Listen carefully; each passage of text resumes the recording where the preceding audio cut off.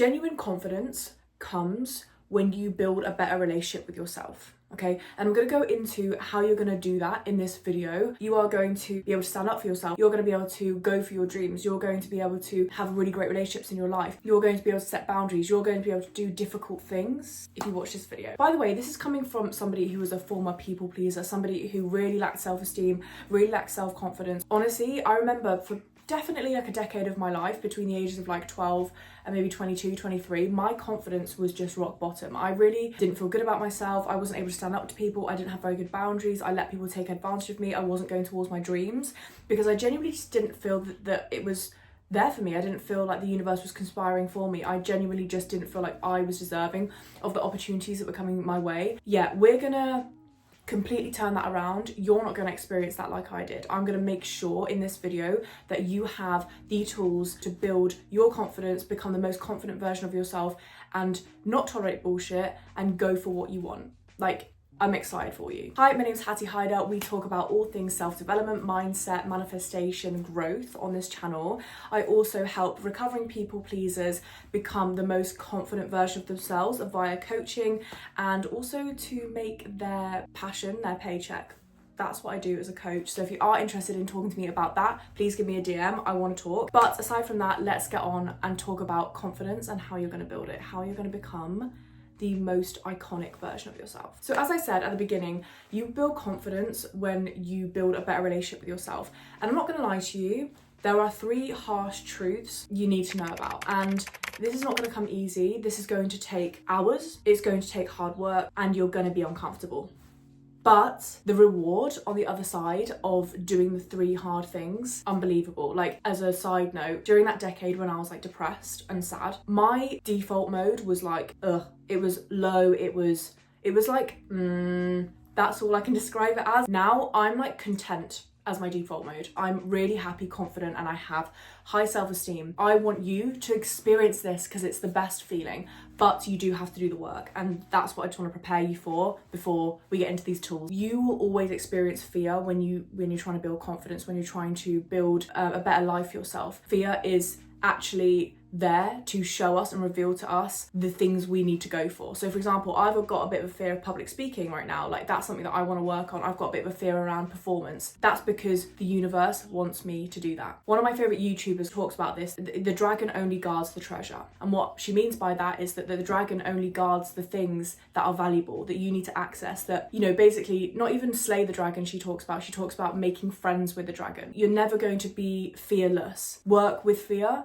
and see it as a sign to do the thing, and you're golden. You're gonna get there. But that's a whole separate video I want to talk about another time. We're gonna focus on the first principle, the first tool that I think is really helpful, which is to actively practice standing up for yourself and backing yourself, backing your opinion, backing your stance on something, even in the face of somebody questioning it, even in the face of somebody trying to minimize it or gaslight you or try and manipulate you. Stand your ground. You're gonna build unimaginable amount of trust with yourself when you stand up for yourself and actively practice that. By the way, this is like a specific people pleaser thing as well. I'm sure many of you who are watching this are people pleasers or recovering ones. Our default thought is to think that the other person is right, that we're the problem, that there's something wrong with us. We basically rely on other people's validation and other people's go ahead as to whether we are right or not. Certainly growing up for me, it was always the opinions of other people that I felt were more valid than mine. In order to build confidence, you have to do the opposite, which is to stand your ground, to stand up for what you think is right, even when people might not agree with you, even when people might not support you or convince you otherwise or convince you that you're mistaken. No. You basically want to build a relationship with yourself where you can rely on yourself to always be your biggest supporter.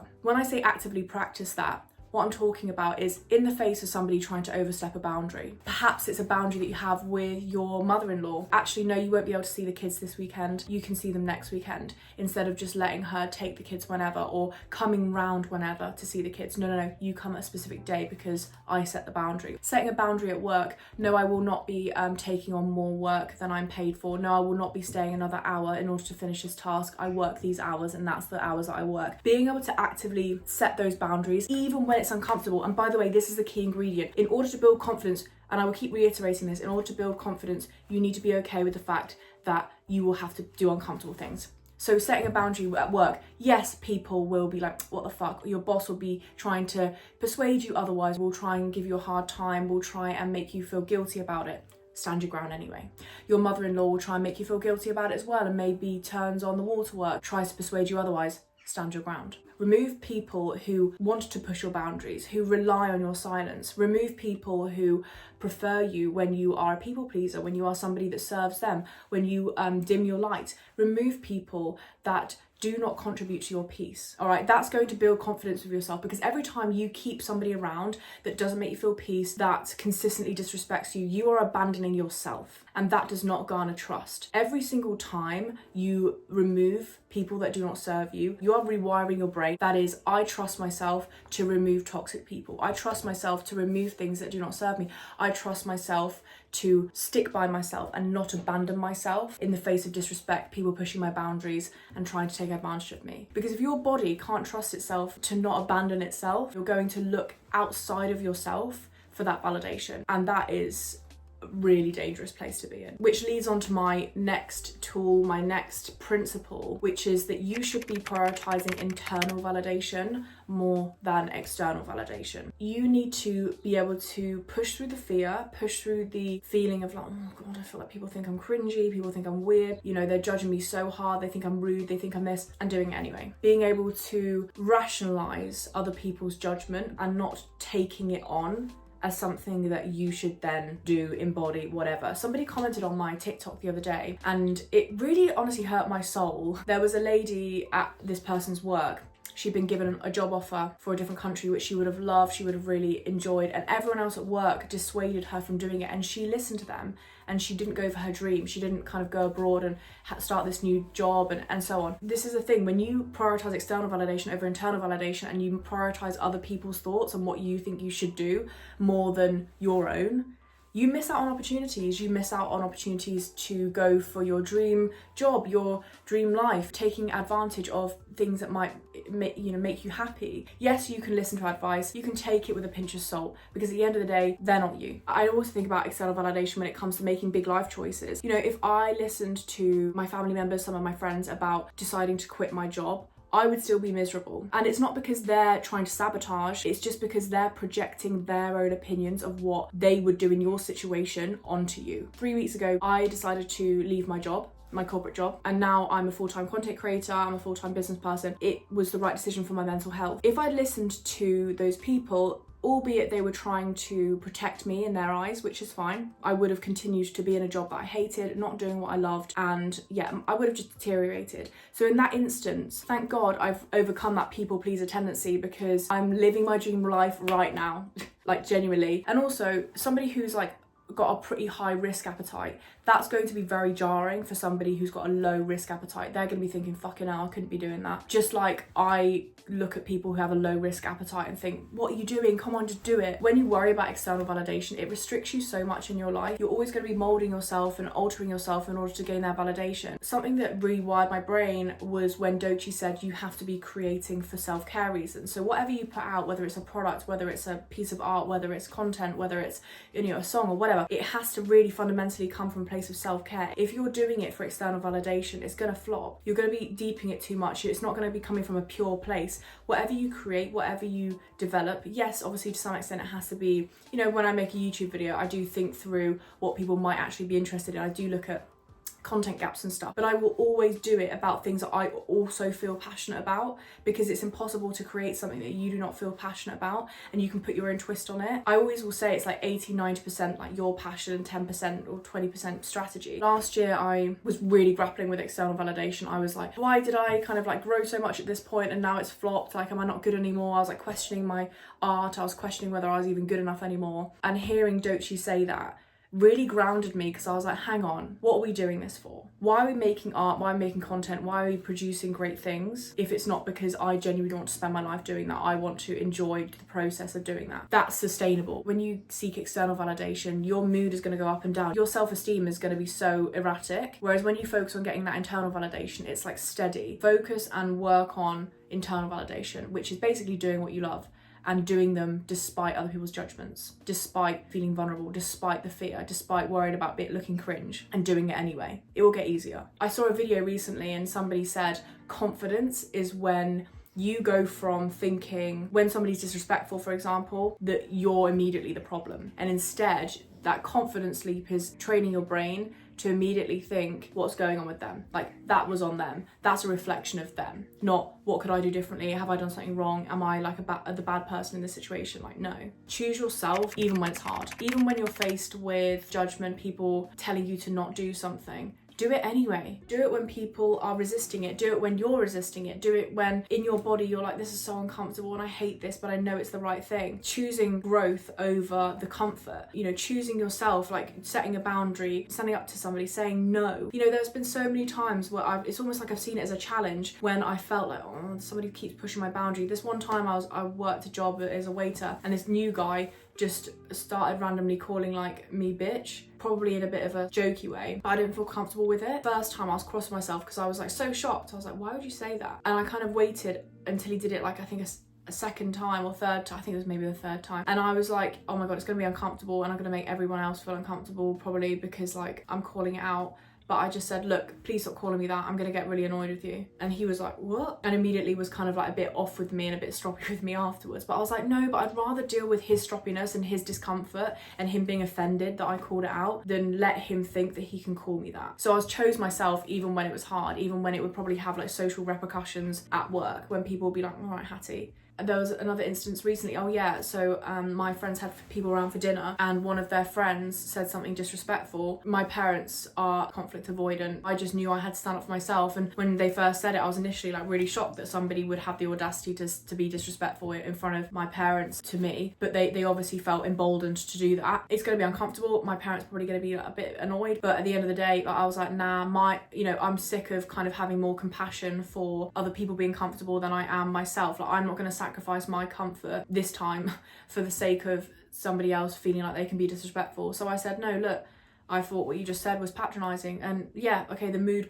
went down. People were a bit like, what? Definitely my parents weren't happy with me afterwards, but I'm gonna choose myself even when it's hard, even when there's like social repercussions, even when people are like, what the hell? And this other couple think that I'm a knob, like, whatever, that's fine. And doing the hard thing is where your confidence is going to be built, because you're choosing yourself, you're not abandoning yourself. It would be so easy for me to be like, oh, just let it go, but I was like, no, actually. And I was polite and everything. Obviously you need to be polite, but I in that moment contributed to rewiring my brain, contributed to me reminding myself I have my own back. I will always back myself. I have become that person who backs themselves. First time's hard, and after that it just gets so much easier. You're like, I've done this before. My final point is going for your goals and going for your dreams and choosing yourself, and about sticking to your own promises. You kind of betray yourself, or you like destroy the relationship with yourself every time you don't stick to a promise that you've set yourself. So for example, say if you've got goals for the year and you say, look, I'm gonna try and go for it with the gym, stick to maybe 2 or 3 times a week. Every time you go, even when it's hard, even when you don't feel like it, even when you feel sluggish, you are showing your brain and your subconscious that you trust yourself, that you want to stick to your promises that you have set for yourself. Just like my vision board up here, it constantly reminds me of things that I need to continue to do. So for example, when I set my quarterly or like monthly goals, I'm like, right, okay, I want to have 5,000 YouTube subscribers by June. Okay, what am I going to do to keep that promise to myself? And it's a self-discipline aspect of like, okay, I want to keep this promise to myself and I'm going to make sure that it happens. It might not necessarily happen exactly as like 5,000 or whatever, but if you can trust yourself to put in the work for that particular goal and you show up for yourself on a regular basis consistently, you are building such a great relationship with yourself. And this is why I kind of like low-key love the whole consistency thing on social media, is that like they always tell you, yeah, you need to be consistent, you need to post every day. But it's also subconsciously like telling your brain that you care so much about your dreams and so much about your future and so much about like building something great for yourself that you will post once every day, you will post twice a day, you will stick to that consistently because you want it so bad. It becomes a habit and it becomes part of your routine, and then it becomes easier. Say if you set goals right at the beginning of the year, being able to like work on those things every day, you know, send that email, do that post, write that lyric, all of it is convincing your brain that you care about yourself, that you will stick to your promises, that you've set a goal for yourself, you're going to go for it, you're going to choose yourself. yourself, even when it's hard, even when it feels tough, even when maybe you don't get external validation, you know, nobody likes your fucking post, or like nobody like interacts with it, or like it doesn't have very high views. Doing it anyway is like such a sign of strength. You are literally telling your brain that you will take action, you will take the action to give it what it deserves. Don't set a goal and then just give up on it. That is literally going to contribute to a lack of confidence, because like I don't think that I can do it, / I don't take myself seriously enough to actually go for that. I do it sometimes in the morning, you know, I say, look, I'm gonna get up at 7 and I get up at 8. And by doing that, I am not helping my confidence. The more self-disciplined you are, the more you are showing yourself love. Overall, doing things that are uncomfortable is going to routinely prove to you that you are safe when you make those decisions, okay? So every time you set a boundary, every time you say no, yes, it's a little bit uncomfortable, but you're proving to your body that it's safe to do so. It's proving to your body that it's safe to say no and to set a boundary, and the world's not gonna end. The more and more you do it, the more and more you realize that the worst bit would be to abandon yourself. The worst bit would be to say yes when you wanna say no. The worst bit would be to keep somebody around that makes you feel like shit. The worst thing to do would be to let somebody disrespect you and overstep your boundaries. That's worse than any discomfort that comes with setting a boundary, saying no, standing up for yourself and choosing your goals and doing stuff despite judgment. You're kind of like rewiring your brain to realize that that risk of doing the uncomfortable thing is safe. And when your body feels safe, it's going to want to do it more. And you get to a point where you're like, oh my God, this is so peaceful. Like I don't have any kind of bullshit in my life anymore. It's the best. And that's coming from somebody who was a chronic people pleaser, somebody who really had such low self-esteem. And yeah, I've come a long way in a few years. It's been the best thing I ever chose to do, was to choose myself and back myself and set boundaries and say no. Go for my goals and stick to my goals and do what I said I was gonna do. Anyway, that is it for today's video. Thank you so much for watching. Please like, comment, and share this video if it resonates. Tell me in the comments about your experience with being a people pleaser, gaining confidence, overcoming external validation, gaining more internal validation, overcoming the judgment of other people. I really want to know your experience. I know that my TikTok community experiences pretty much the exact same thing as me, and I'm sure we validate each other. So tell me your thoughts. With that though, have a fantastic remainder of your day, and I will see you in my next video. Bye.